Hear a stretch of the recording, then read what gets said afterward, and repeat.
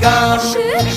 Ay ganda ng aming samahan at walang nanlalamig. Mas pa sa mag-asawa ang aming dinadaig. Araw-araw kwentuhan, araw-araw kibuan, araw-araw yugyugan, araw-araw sundutan. Pero di ka nais-nais ang isa niyang dahilan. Ang kanyang buong pamilya pupunta sa Thailand. Wala akong kakwentuhan, wala akong kasundutan. Kaya ang aking kuwan matamlay isang buwan. So sa pagbalik sa PI gusto lang naghihintay. Susugurin ko siya at lintik lang ang walang latay. Para akong ipo-ipo kahit di siya bagong ligo. Uubusin, tatapusin at wala na hipo. Di ko siya titigilan when she comes. Di ko siya titigilan when she comes.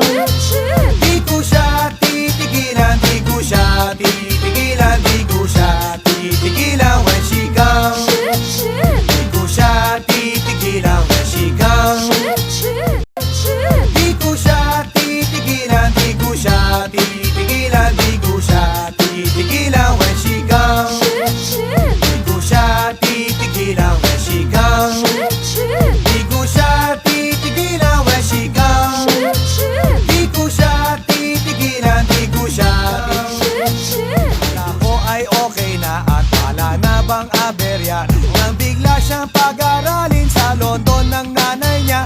Magmamaster siya sa England, 1 year siyang mawawala. Gusto ko man siyang pigilan, na akong magagawa. Sa taon siya mag-aaral, ang lungkot ano. Sa taong walang kwentuhan at wala ring sundutan.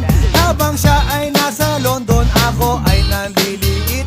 Para bang ibong barako na walang ibong katwit.